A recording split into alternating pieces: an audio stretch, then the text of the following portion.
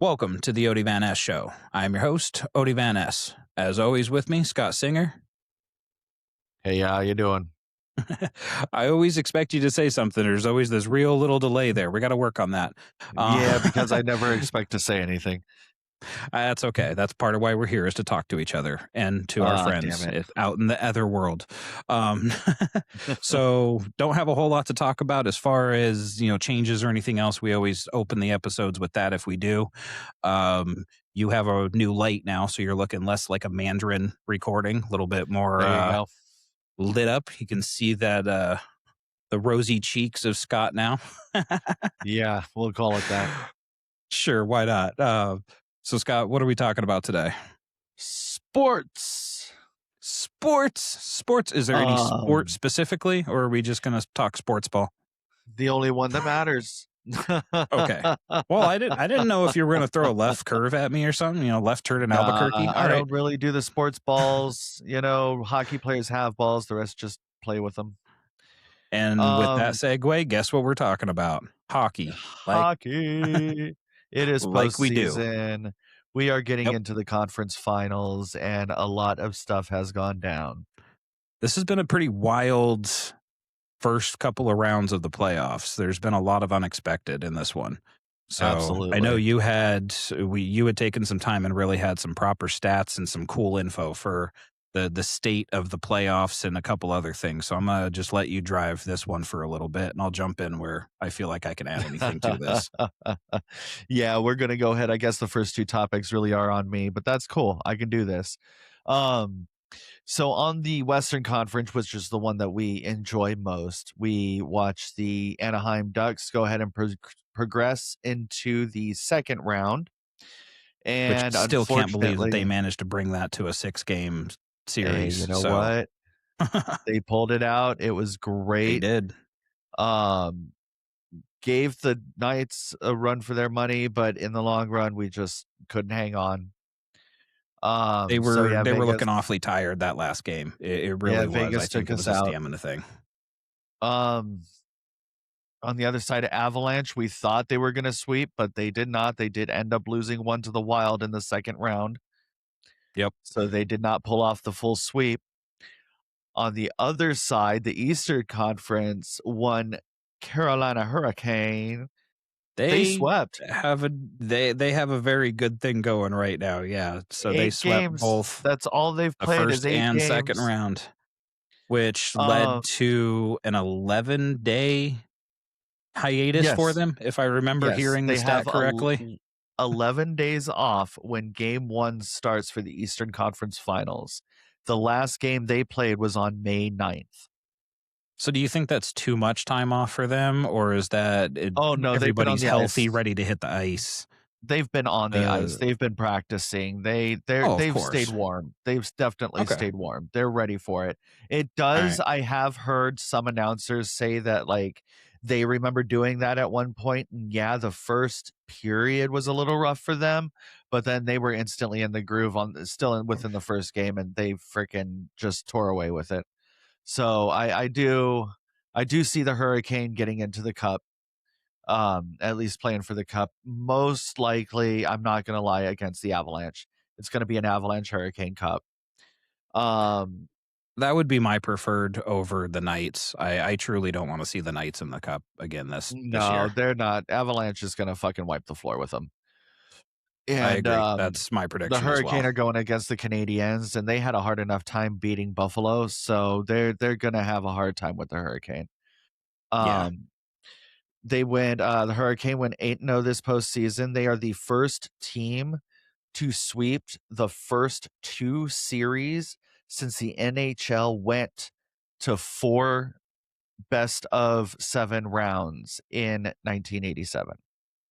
So the only time it's ever been the sweep was before that, when it was a 3-round. Before the change, what it was the first round was best of 5, and all subsequent rounds were best of 7.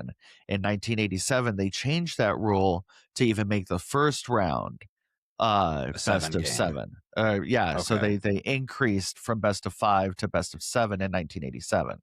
Since so it's taken this long for somebody to do it. Has been able to sweep both series. Wow. Okay. Yeah. I somehow have not come across that stat. That actually truly blows me away. Right. That's what, almost 40 years? That is, Damn near. that's Just over? 1987. What, Yeah, 2027 is next we're a year? season Yeah. shy. Yeah, we're a season shy of the 97, 40 seasons. 07, 17, 27. That's, just about 40 years. Wow. That's impressive that it took that long for somebody to do it. They are going to hold that for either a very long time or it's going to get broken next season. It's either or. Yeah, no, absolutely. Because the only But way it can happen now is somebody now has to sweep the cup too. So that's a speaking record that's going to be really hard to break. of Alex Newhook. I'm kidding. Speaking of the Canadians. Yes. Let's talk about our northern brethren for a Oh moment. my goodness, dude. Both series for the Canadians have gone to 7.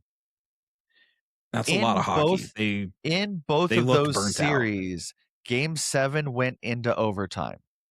In both of those game 7 overtime periods, Alex Newhook scored the game-winning goal. Alex Newhook is now the second player in NHL history with multiple Game 7 clinchers in a single postseason. Only the second player to ever do it. Well, if my applause button has ever been needed for something, it's this right here. Mr. Newhook, applause to you, sir. Way to go, man. That is a good stat to have. That is. That's one that you hang your whole career around at that Absolutely. point. Like that's a good one. You open a restaurant and and he's like still that's young bannered too, everywhere or something like, oh yeah, he can still add to it, but that's still a highlight of the career no matter what. Doesn't matter what he does from here forward. That's going to hang around his neck like a gold medal does. Oh, absolutely. That's definitely quite the achievement. But all this talk about the Stanley Cup and everything like that, there is a rule that went into effect this year. Okay. That was not in effect in any previous year. So it was active this season. Yes, this is the first season that this rule went into effect. It's going to blow your mind, but it is going to make so much sense. Hit me with it. Now I'm really curious. You've alluded to it for like how 2 days now. You're right. So you've been excited to talk about this. Let me tease this a little bit for the audience before we get into it. All right. So past couple of years, there have been some controversial wins for the Stanley Cup. To say the least, I will agree with that. I will go ahead and just talk about the last 4, not very long. So the past 4 years, the Panthers have won 2, Tampa has won 1, and Vegas has won 1. Now, the thing is that they gamed the system in order to win those cups. I mean, in more ways than one, in my opinion, but you're going to focus in on one point, I think, so. They used a loophole in the rules where basically before this year, there was no cap. There was no salary cap during the playoffs. You can play whoever you wanted on your team, and there was no salary cap. And so what would happen is these teams would take some of their top players with their top salary caps and put them on the long-term injured reserve list over 10 days and over 10 games in 24 days where they are not allowed to play because of some massive injury that puts them on the long-term injured reserve list. Completely freeze up. Yeah, whatever. Completely freeze up their salary cap so they can make those last minute trades before the deadline, before the playoffs start or before the postseason starts. Then magically during the postseason, hey, guess who's all better and ready to play again for the first game of postseason? And now there's no salary cap. So all those fresh faces you got for some decent money can now all play with those top players and they can fucking stack the field. It's the equivalent of the office baseball team bringing in Jose Garcia Parra to play baseball for him. So basically, what this rule change is starting in the 2026 playoffs, the NHL put an end to the loophole that multiple teams have taken advantage of in order to win the Stanley Cup. The new I rule wonder if Florida effective didn't make now, it into the the new rule effective now is placing a salary cap for your team. So now there is a Okay. salary cap during postseason. So basically, what a Okay. salary cap is, for those who are not aware, for those who don't know hockey as well or anything like that, what a salary cap is, it is a strict, hard upper limit on the total amount of money that teams can spend on player salaries. And so what it is the ceiling, the cap is calculated each year as a 50-50 split of NHL revenues.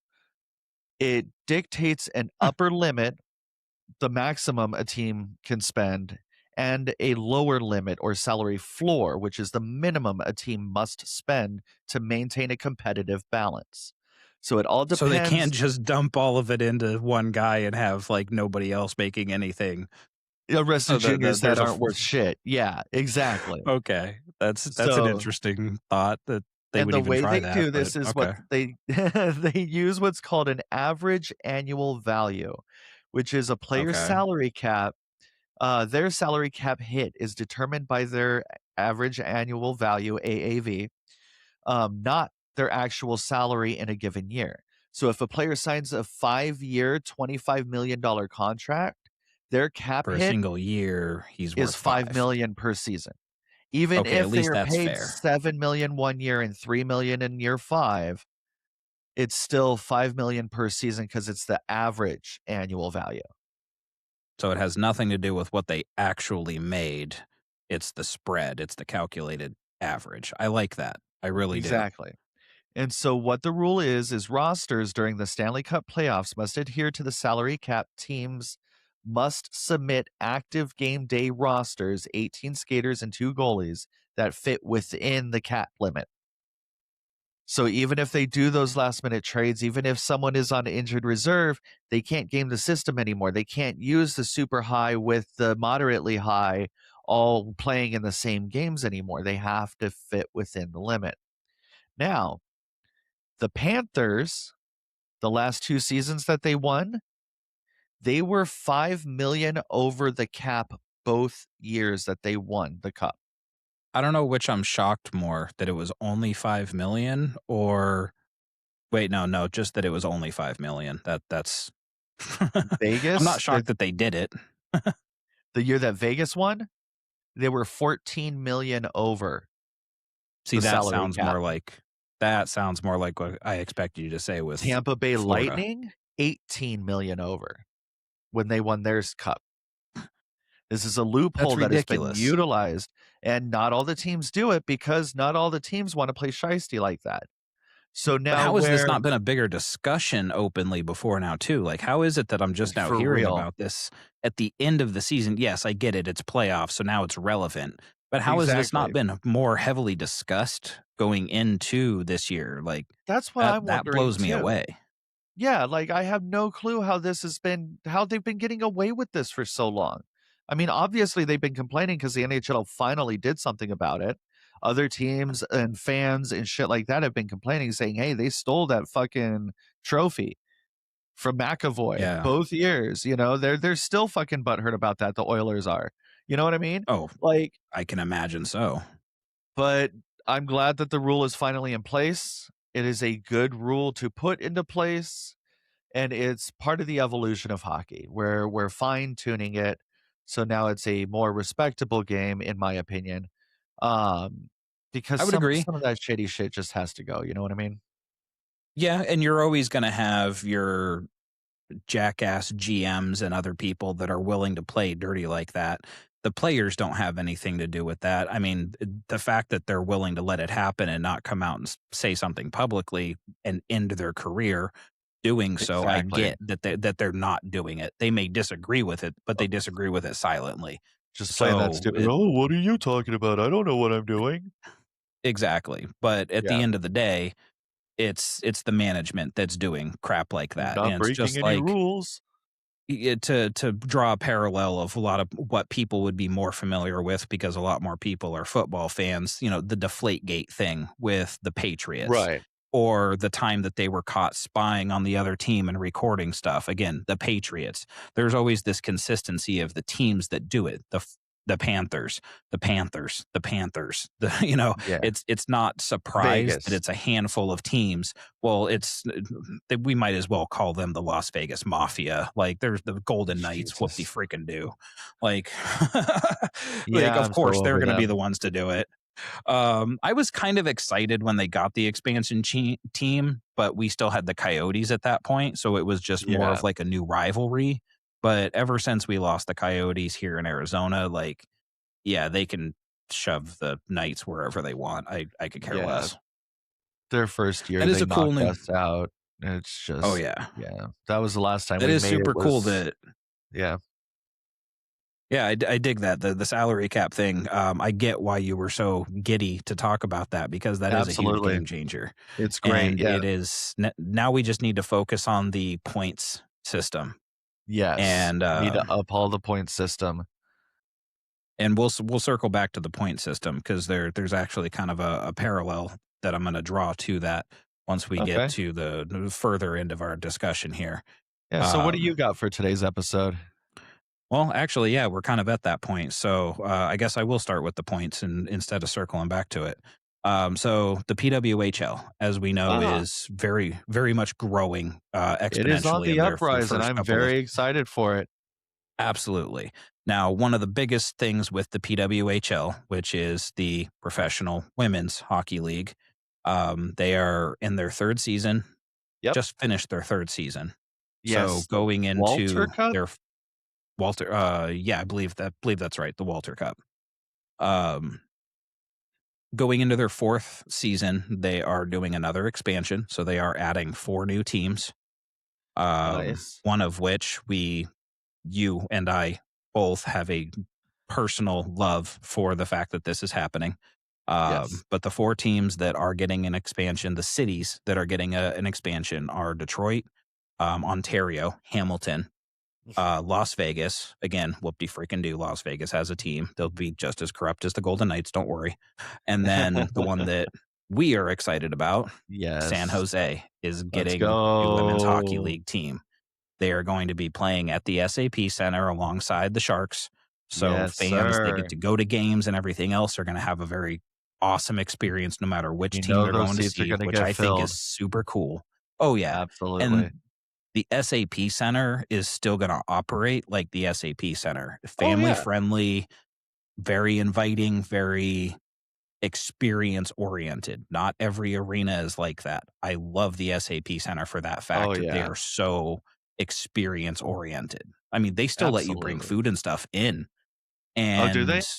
yeah, they're Like hardcore coolers and old stuff? school rules. Yeah, as long as it's something that they Nice. can check, they still have a bunch of rules like that.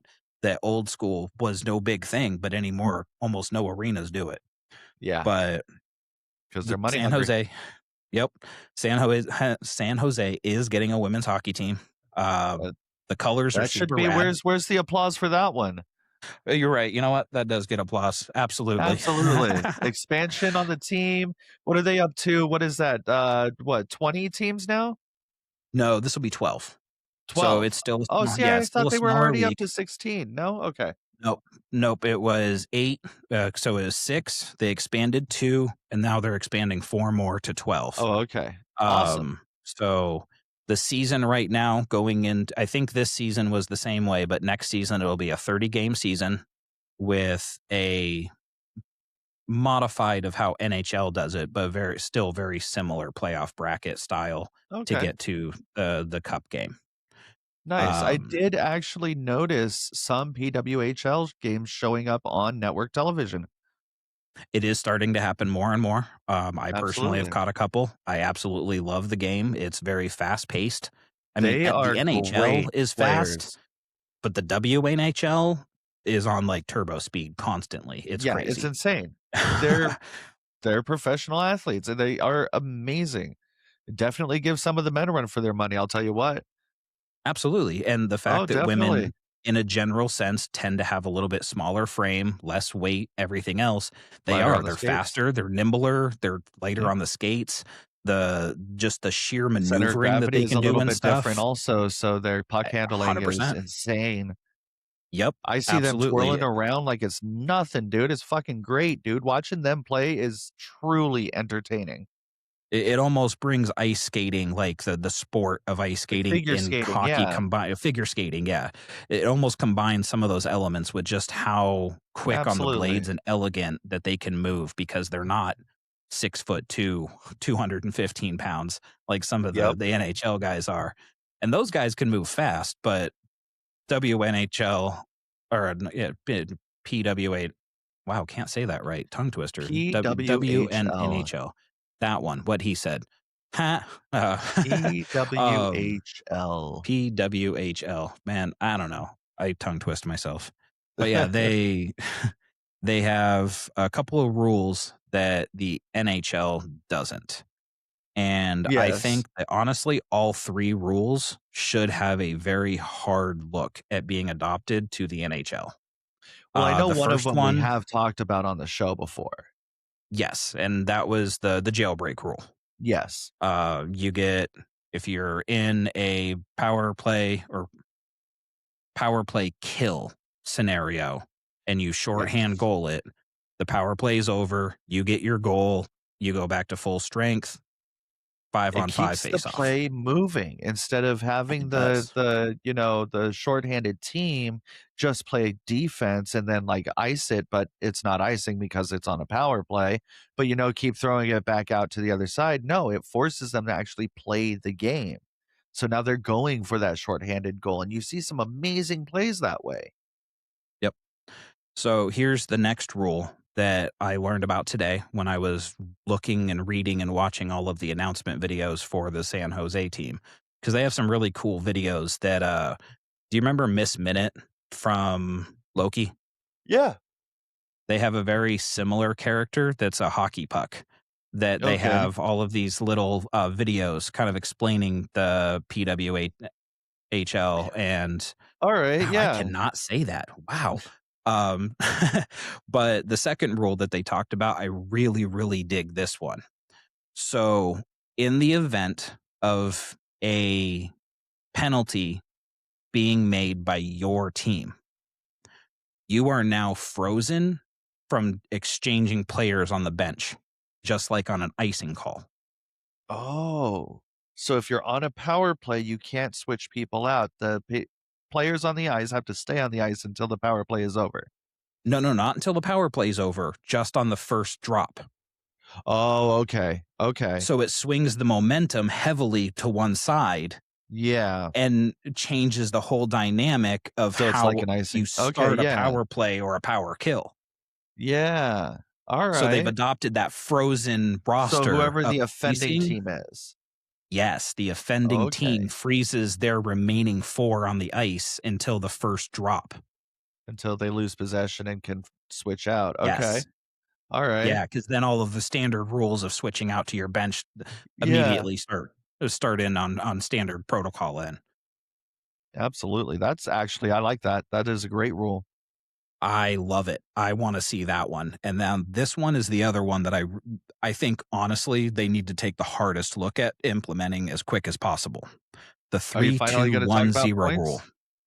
The 3-2-1-0 rule. Yes, that is the PWA. You said you were going to start this whole thing with points, so I'm glad we're finally there.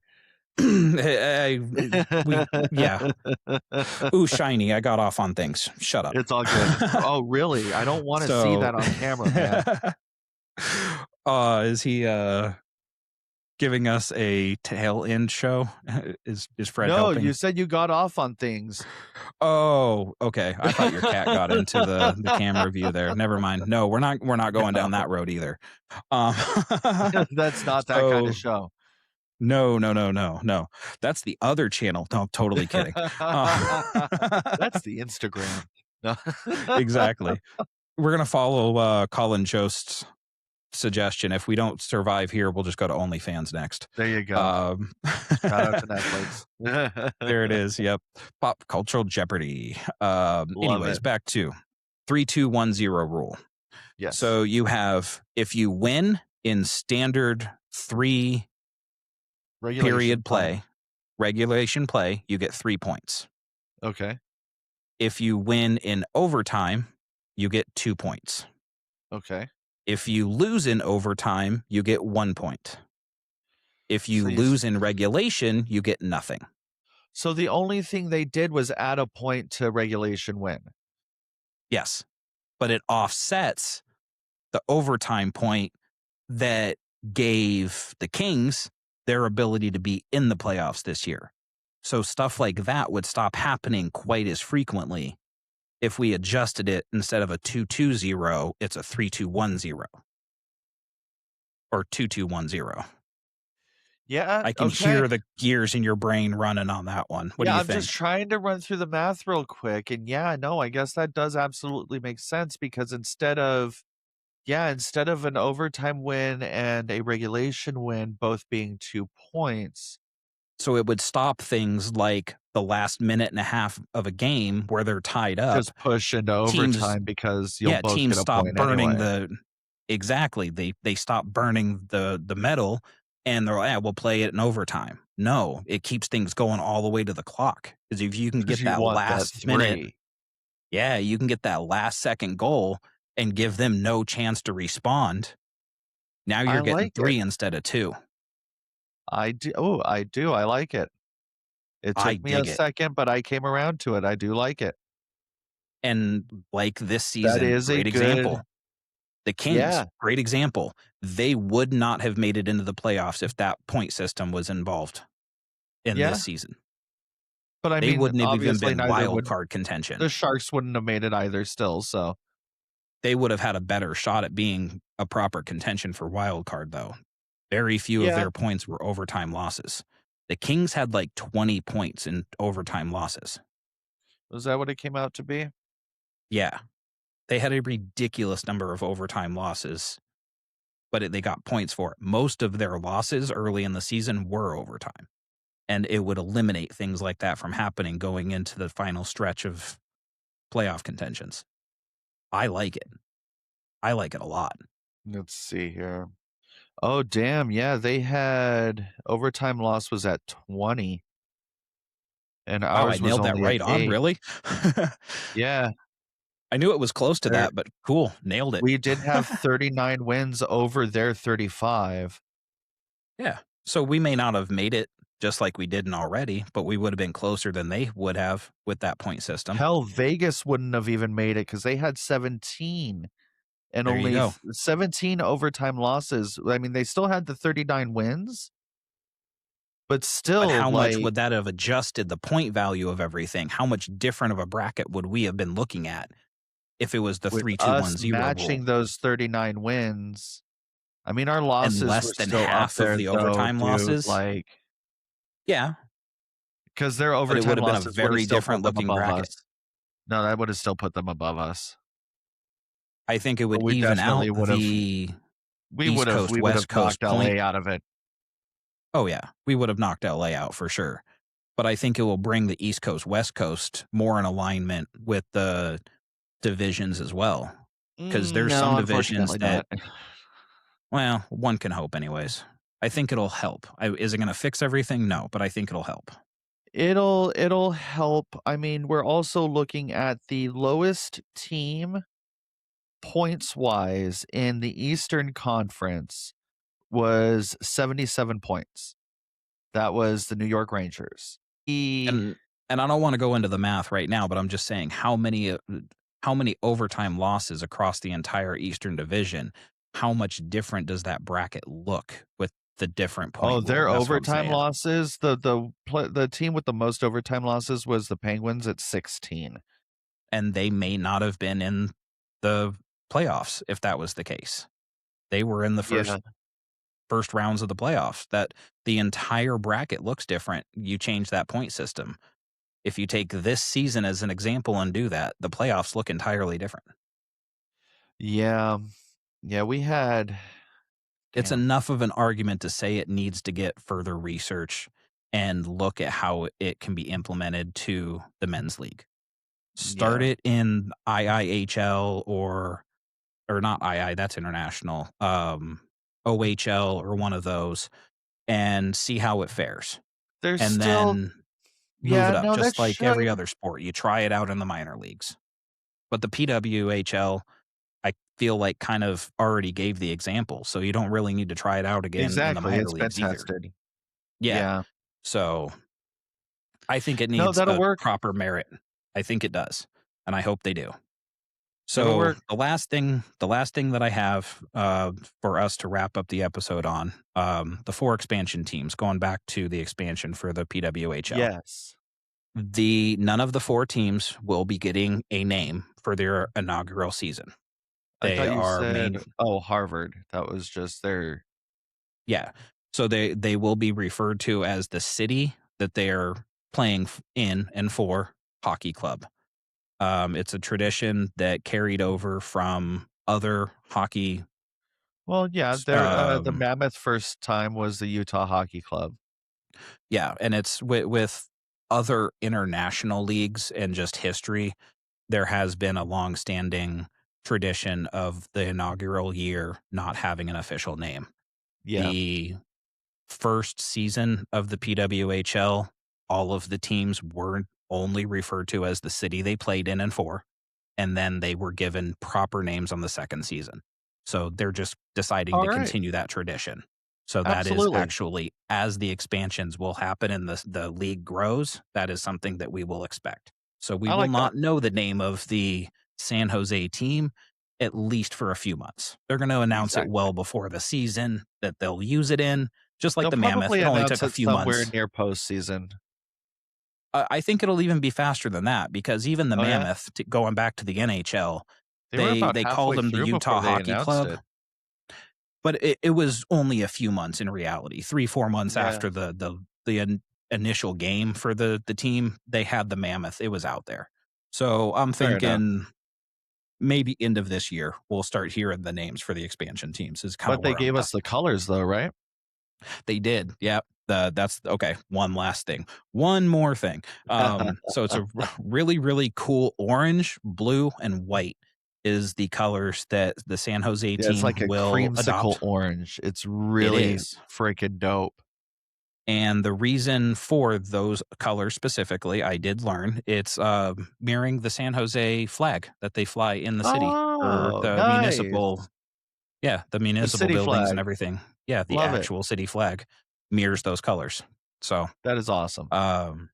I was going to get into some of the naming stuff, but since we don't officially know the name, we thought that was going to get announced earlier today, the day that we're Yeah. doing this recording, but it's not. So I'm going to leave We'll the save that name for another one. conversations. Yeah, we're going to just set that aside for when we actually start hearing proper names and some stuff hitting. But there are some cool Absolutely. stories about what the names could be. So that'll be an exciting thing that we can talk about in the future. Or just whenever the next sports episode is. Yeah, we might just bring it up then, possibly. Yeah. Depends on what we have to talk about, and we try to fill in time Well, and we'll things. So definitely have to do a who won the Stanley Cup and our thoughts on